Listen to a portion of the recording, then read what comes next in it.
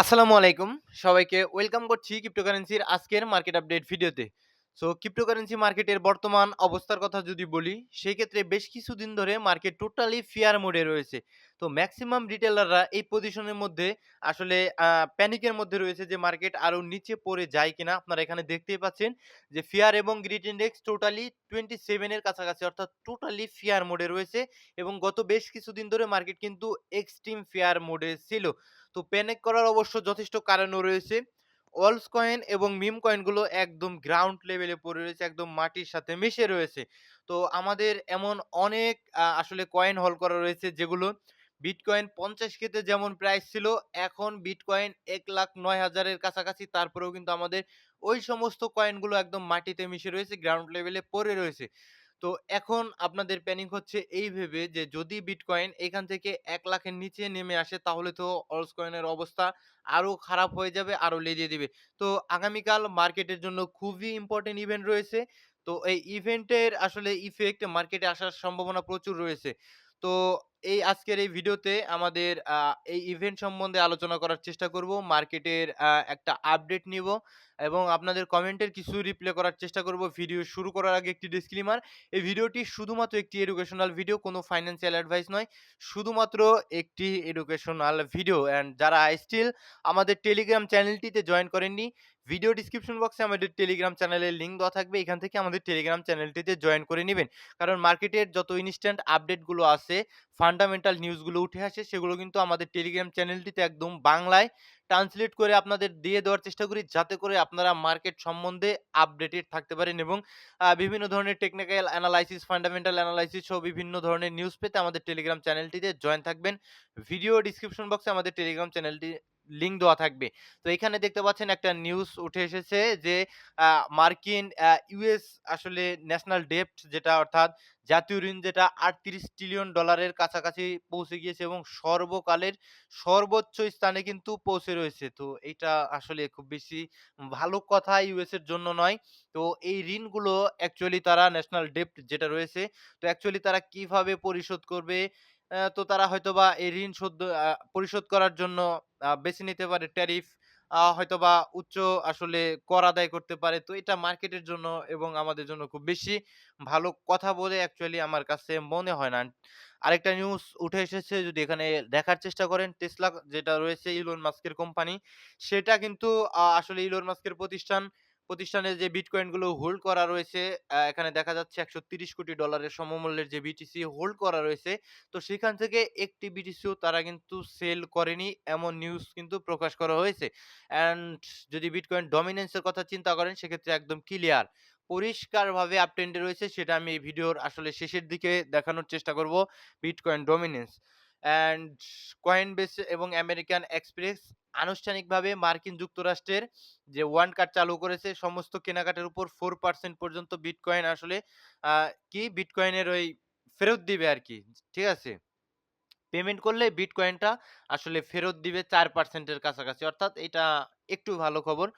And যদি সবচাইতে গুরুত্বপূর্ণ যে নিউজ, সোলোনার, ঠিক আছে? সোলোনার কিন্তু হংকংয়ে ইটিএফ কিন্তু অ্যাপ্রুভ হয়েছে। যদি দেখেন এখানে নিউজটা আমি টেলিগ্রামে জানিয়ে দেওয়ার চেষ্টা করেছিলাম। তো এই সমস্ত নিউজ পেতে অবশ্যই আমাদের টেলিগ্রাম চ্যানেলটিতে আপনারা জয়েন থাকবেন। ভিডিও ডিসক্রিপশন বক্সে টেলিগ্রাম চ্যানেলের লিঙ্ক দেওয়া থাকবে। তো আমাদের খুবই গুরুত্বপূর্ণ ইভেন্ট কালকে রয়েছে। খুবই গুরুত্বপূর্ণ ইভেন্ট। আমাদের সিপিআই ডাটা আসবে আমাদের আগামীকাল। ঠিক আছে? বাংলাদেশ সময় আসলে সন্ধ্যা ৬টা ৩০ আমরা ডেটা পাবো। অবশ্যই আমি টেলিগ্রাম চ্যানেলটিতে জানিয়ে দেওয়ার চেষ্টা করব। তো সিপিআই মানে কি? সিপিআই মানে কনজিউমার প্রাইস ইনডেক্স। এটা হলো এমন এক পরিমাপক যা দেখে বোঝা যায় অ্যাকচুয়ালি আসলে জিনিসপত্রের দাম কোন দেশে কতটা বেড়েছে অথবা কতটা কমেছে। অর্থাৎ সোজা কথায় যদি বলার চেষ্টা করি, সেক্ষেত্রে মুদ্রাস্ফীতি বা ইনফ্লেশনের আসলে সূচক বলা যেতে পারে। তো মুদ্রাস্ফীতি অথবা ইনফ্লেশন যদি আমাদের এখানে এক্সপেকটেশন দেখতে পাচ্ছেন 3 ঠিক আছে?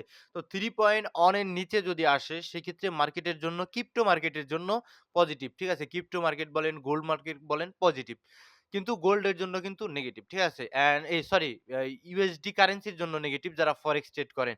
অ্যান্ড যদি এটা আমাদের ফরকাস্ট অর্থাৎ এক্সপেক্টেড চাইতেও বেশি আসে, যদি 3.1 এর চাইতেও বেশি আসে আমাদের ইনফ্লেশন রেট ইউএস থেকে, সেক্ষেত্রে কিন্তু আমাদের ক্রিপ্টোকারেন্সি গোল্ড মার্কেটের জন্য নেগেটিভ নিউজ বয়ে আনতে পারে। অ্যান্ড প্রিভিয়াস ইনফ্লেশন আপনারা দেখতে পাচ্ছেন 2.9 এর কাছাকাছি ছিল। তো আমরা এক্সপেক্ট করব এবার অন্ততপক্ষে মূল্যস্ফীতি অথবা ইনফ্লেশন না বাড়ুক, কমুক আরো। আর যদি কমে সেক্ষেত্রে কিন্তু আমাদের 2.9 এর কাছাকাছিও যদি আসে, সেক্ষেত্রে আমাদের মার্কেটের জন্য পজিটিভ।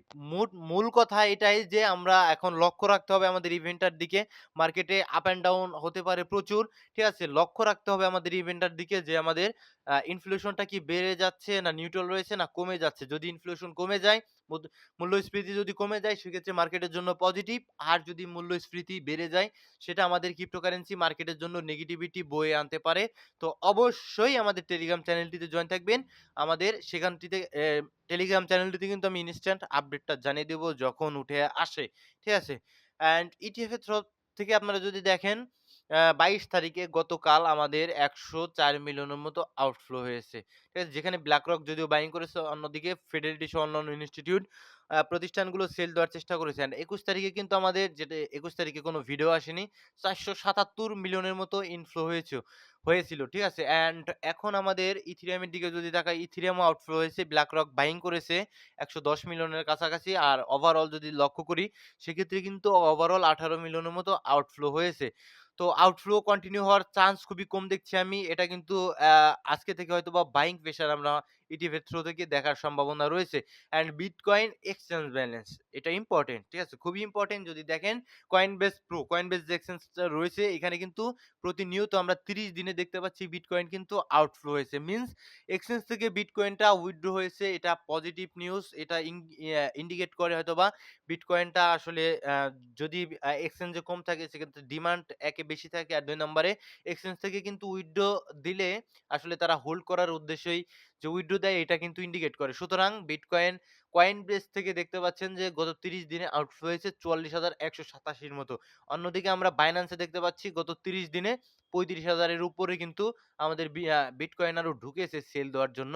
একটা ম্যানিপুলেশন অলরেডি করে দিয়েছে আপনারা দেখতে পাচ্ছেন। অথচ ৭ দিনে যদি দেখেন Binance থেকে কিন্তু বিটিসি এখন স্টিল বের হওয়া আরম্ভ করেছে Coinbase থেকেও। ঠিক আছে? বেশ কিছু ছোট এক্সচেঞ্জে ইনফ্লো হলেও কিন্তু আমরা বড় যে ২ টো এক্সচেঞ্জ রয়েছে এগুলো থেকে কিন্তু বিটিসি আউটফ্লো হতে দেখতে পাচ্ছি। এইটা পজিটিভ দিক। অ্যান্ড আমরা অবশ্যই লিকুইডেশন ম্যাপে যাবো। তো লিকুইডেশন ম্যাপে যদি যাই, আমরা যদি এইখানটাতে ৩০ দিনের টাইম ফ্রেমটা ধরি, সেক্ষেত্রে আমরা যদি দেখি বিটিসি যদি নিচের দিকে আসে $৯৫,০০০ আশেপাশে, সেক্ষেত্রে মাত্র ৭ বিলিয়ন লিকুইডিটি এক্সচেঞ্জ থেকে পাবে। আর অন্যদিকে যদি বিটিসি ১,২৬,০০০ উপরে যায় ১৭ বিলিয়নের উপরে পাবে। সুতরাং লিকুইডিটি যেদিকে বেশি থাকবে মার্কেট কিন্তু ঐদিকেই দৌড় দেওয়ার সম্ভাবনাই সবচাইতে বেশি থাকে। সুতরাং মার্কেট কিন্তু আগামীতে পাম্প করার সম্ভাবনা রয়েছে। এ এই কারণে, কি কারণে এমনি নাই। আমরা দেখতে পাচ্ছি ফিয়ার এবং গ্রিড ইনডেক্স রয়েছে ফিয়ার মোডে। অর্থাৎ মেক্সিমাম রিটেল ট্রেডাররা এখানে কিন্তু নেগেটিভিটি আসলে তাদের সেন্টিমেন্ট রয়েছে, তারা বাইং করতেই ভয় পাচ্ছে। অন্যদিকে আমাদের লিকুইডিটি জমে রয়েছে উপরের দিকে। সুতরাং মার্কেট মেকার এখান থেকে উপরের দিকে তুলে দেয়, সেক্ষেত্রে কিন্তু তারাই প্রফিটেবল হবে, রিটেল ট্রেডাররা নয়। সুতরাং মার্কেট মেকাররা কিন্তু উপরের দিকে তুলে দেওয়ার সম্ভাবনা রাখে। ঠিক আছে?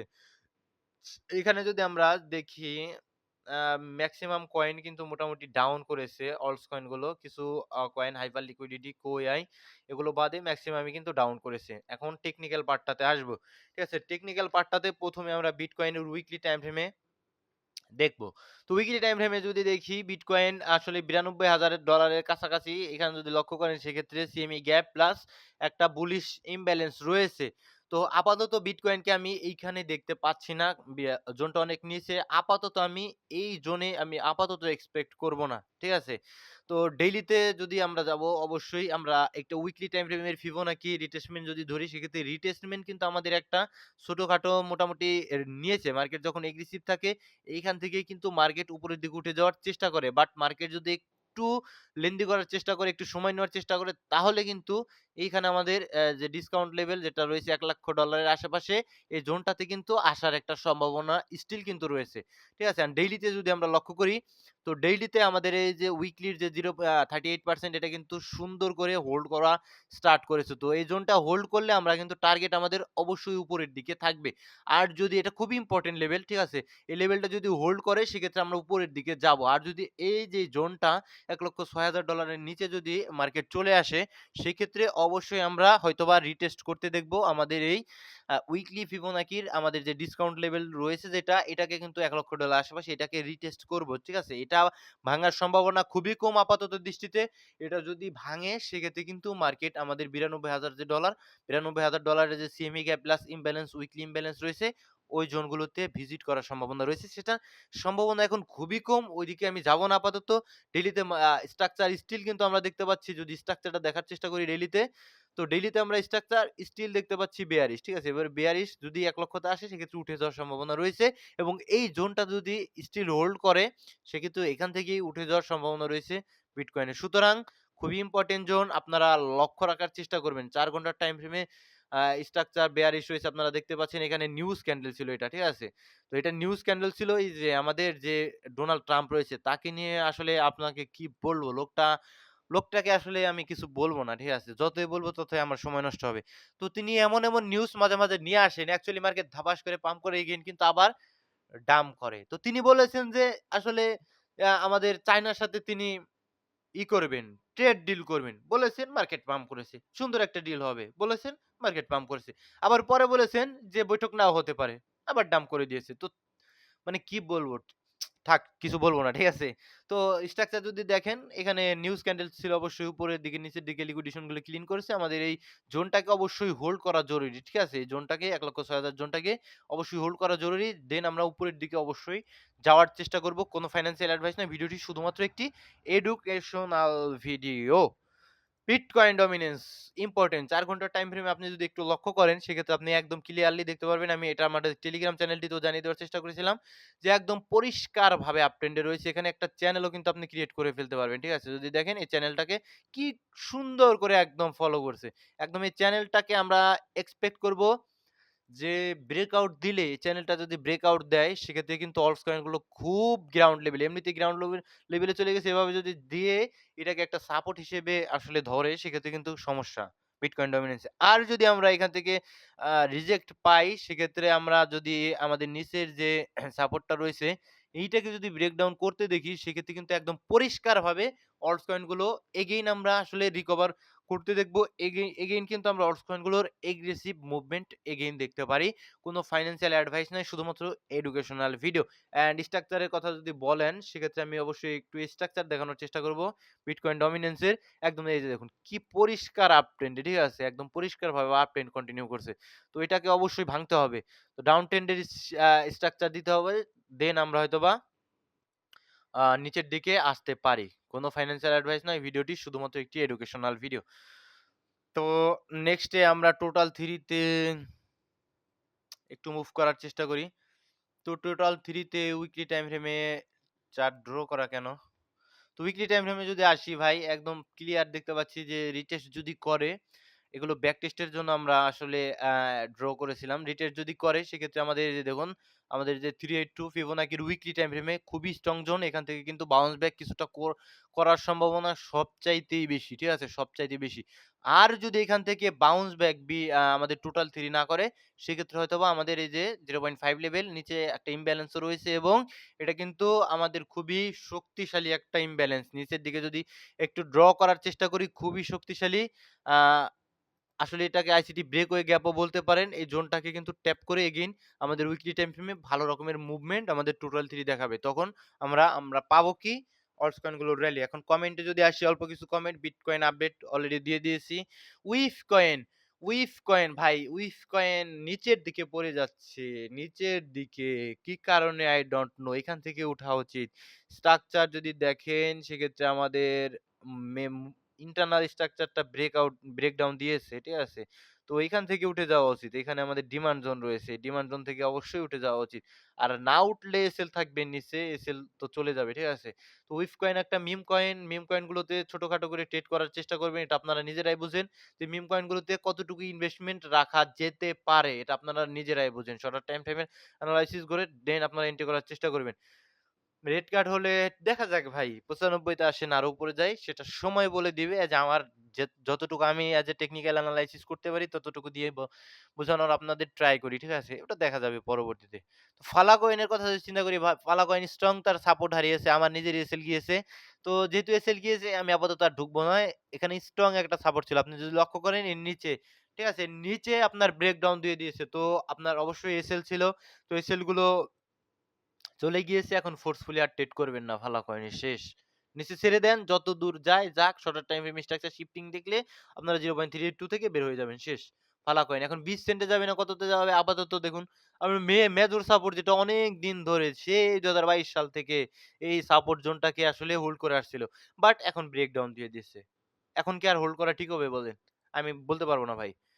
কোর কয়েন $1.5 বাইং করেছেন $1.5 আর কোনদিন যাবে কিনা সন্দেহ আছে। তবে $1 আশেপাশে যাওয়ার একটা সম্ভাবনা ক্রিয়েট হয়ে যেতে পারে। অ্যাস্টার কয়েন ভালো করবে। সিজি এটার পিছনে রয়েছে। সিজি এর ভালো একটা হাত রয়েছে। তো অ্যাস্টার কয়েন ভালো করতে পারে। কোনো ফাইন্যান্সিয়াল অ্যাডভাইস নয়। ভিডিওটি শুধুমাত্র একটি এডুকেশনাল ভিডিও। আর আজকের ভিডিও এ পর্যন্তই। যারা আমাদের টেলিগ্রাম চ্যানেলটিতে জয়েন করেননি ভিডিও ডেসক্রিপশন বক্সে টেলিগ্রাম চ্যানেলের লিংক দেওয়া থাকবে। টেলিগ্রাম চ্যানেলটিতে জয়েন করে নিবেন। আসসালামু আলাইকুম ওয়া রাহমাতুল্লাহি ওয়া বারাকাতুহু।